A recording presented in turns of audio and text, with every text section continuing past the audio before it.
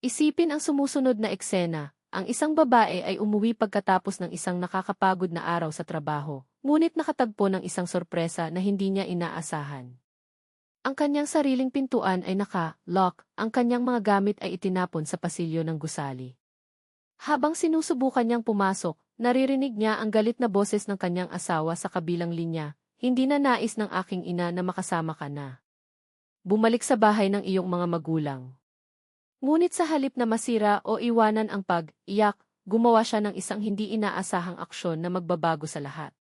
Payagan akong ibahagi sa iyo ang isang tunay na kwento na gagawing isipan mo kung paano namin haharapin ang mga hangganan, pamilya at relasyon. Ito ay isang salaysay tungkol sa lakas, diskarte at eksaktong sandali na sapat na ang isang babae ay sapat na. Inayos ni Natlia ang salamin sa likuran, naayos ang ilang mga hibla ng buhok na nakatakas sa kanyang buwan at pinakawalan ang isang malalim na buntong, hininga.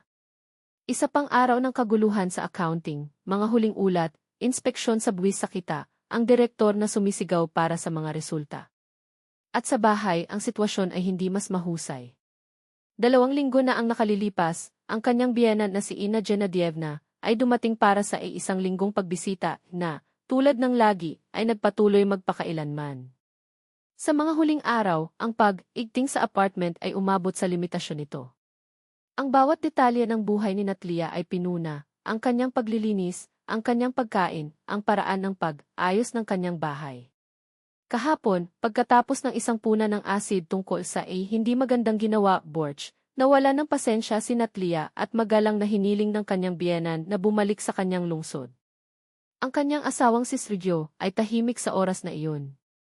Ngunit sa gabi, nang mag-isa sila, sumabog siya, paano ka nakikipag-usap sa aking ina na ganyan? Inilaan niya ang sarili sa akin sa buong buhay niya.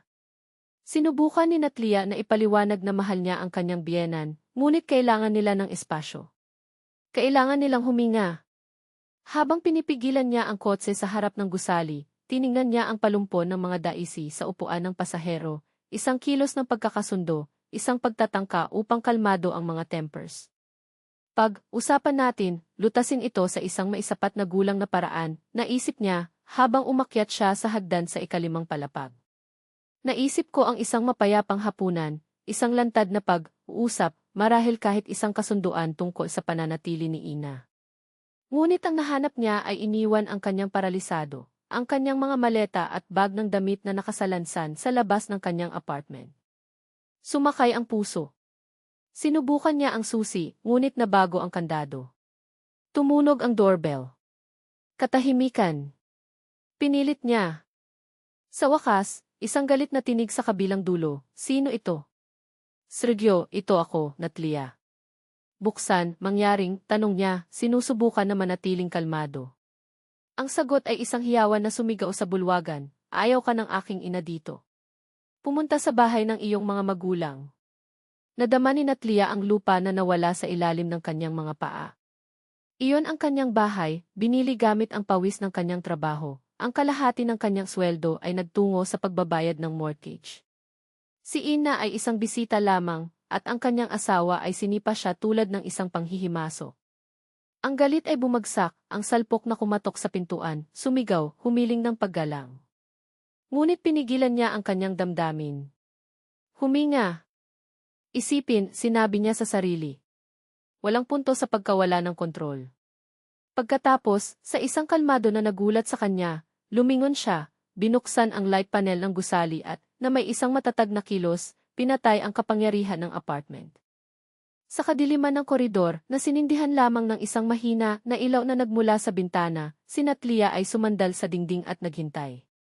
Alam niya na walang mga kandila o flashlight sa loob. Si Sergio ay natakot sa kadiliman mula noong siya ay bata pa, at ang mga cellphone ay tiyak na pinalabas, hindi niya naalala na singilin sila. Pagkalipas ng 5 minuto, narinig ang tunog ng susi. Dahang binuksan ang pintuan na inilalantad si Sergio na may nanginginig na mas magaan sa kanyang kamay at isang disoryentong mukha. Ano ito? Ay, on ang ilaw. Hiniling niya, mas matakot kaysa sa galit. Hindi sinabi ni Natlia ang isang salita. Sa likuran niya, lumitaw ang nag-aalala na mukha ni Ina, nalilito sa sitwasyon. Ni alinman sa kanila ay handa para sa kung ano ang susunod. Si Natlia ay hindi nag-aaksaya ng oras sa mga argumento. Sa pamamagitan ng isang kalmado, ngunit matatag na tinig, sinimulan niyang ipak ang mga bag ng kanyang biyenan. Ina Genadievna, tatawag ako ng taxi upang dalhin ka sa istasyon ng bus. Maaari kang manatili, syempre hanggat sumama sa iyo si Sergio. Ang katahimikan na sumunod ay bingi. Hindi mo magagawa iyon.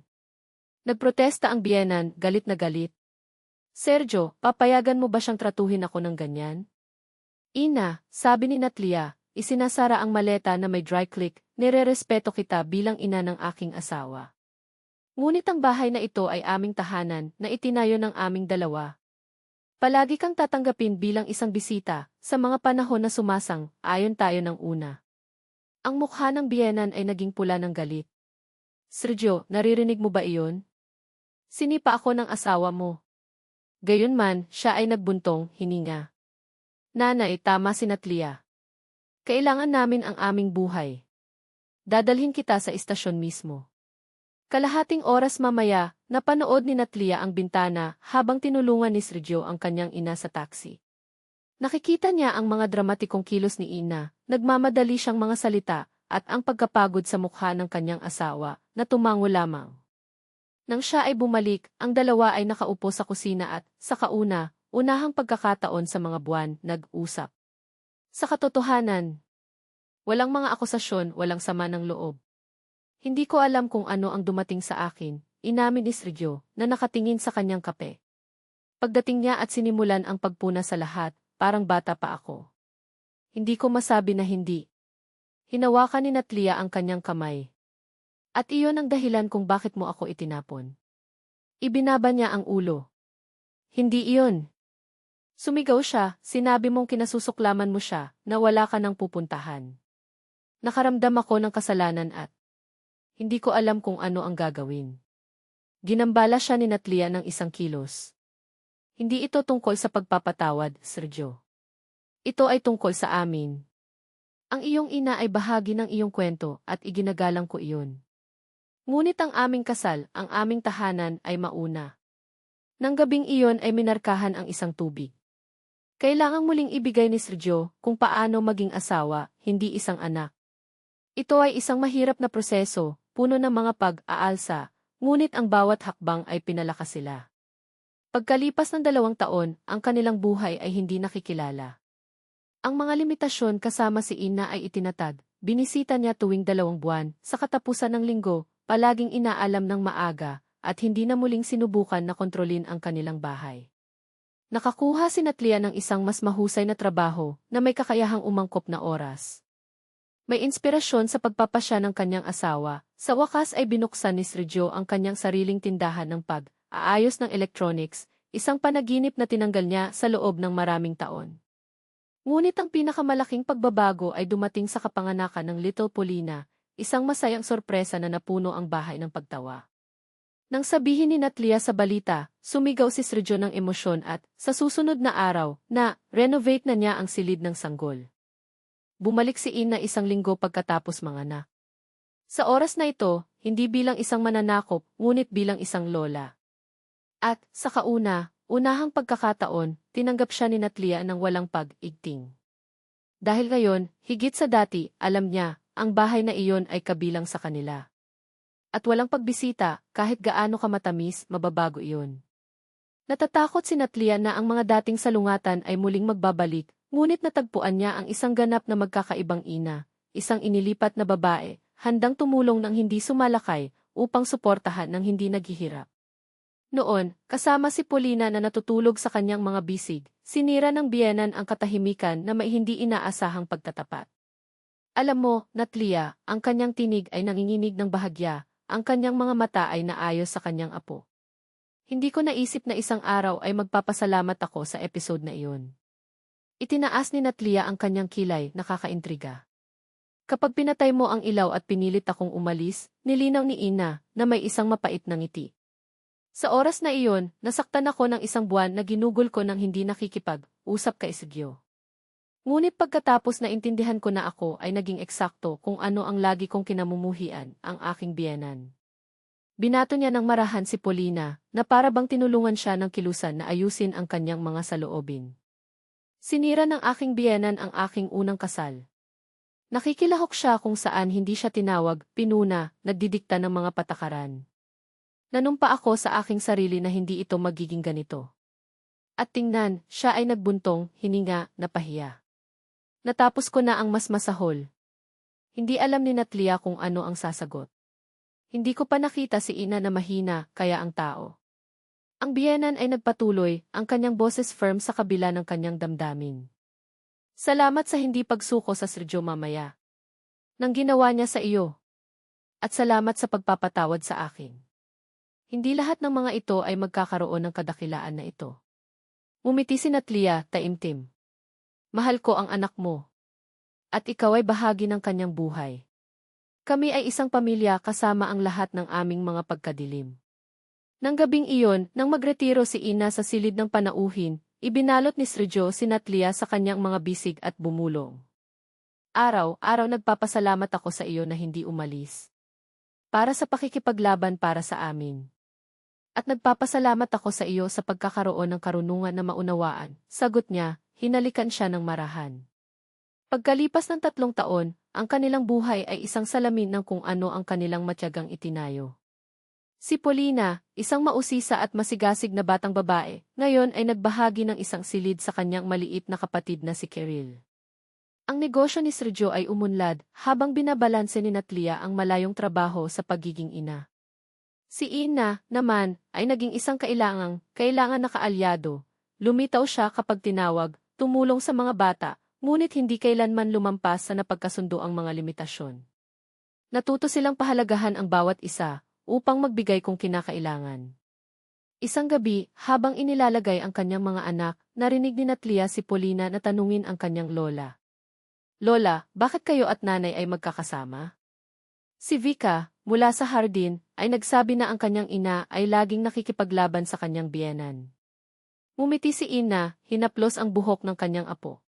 Dahil itinuro sa akin ng iyong ina ang isang napakahalagang aralin, sagot niya, malumanay.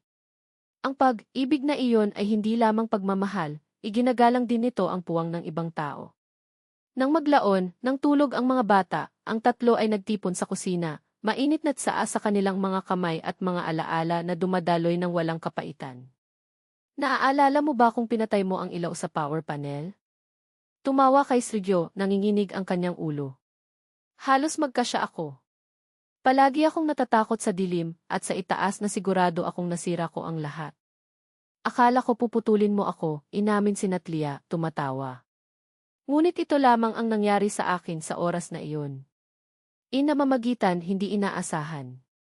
Sa sandaling iyon, kinamumuhian kita. Tumahimik siya. Ngayon, alam kong ito ang pinakamahusay na bagay na maaaring mangyari sa pagitan namin. Tumawa sila ng magkasama, alam ang mahabang landas na kanilang nilakbay mula sa gabing iyon ng kadiliman hanggang sa sandaling iyon ng kapayapaan.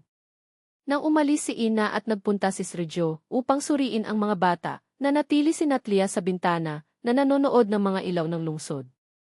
Naalala niya ang kanyang sarili 5 taon na ang nakalilipas, natatakot, nawala, may hawak na palumpon ng mga daisi sa harap ng isang saradong pintuan. Sino ang mag-iisip na ang sandaling iyon ng kawalan ng pag-asa ang magiging simula ng lahat? Niyakap siya ni Sergio mula sa likuran, nakapatong ang kanyang baba sa kanyang balikat. Ano ang iniisip mo? Paano, kung minsan, kailangan nating sumisid sa kadiliman, bulong niya, lumingon sa kanya. Upang sa wakas makita ang ilaw. At totoo ito. Ang buhay ay hindi naghanda sa kanila para sa kaligayahan na iyon, ngunit itinayo nila ito, hakbang, araw-araw, na nagbabago ng mga salungatan sa pag-aaral at pagkakamali sa mga pundasyon para sa isang bagay na mas mahusay. Isang bagay na totoo.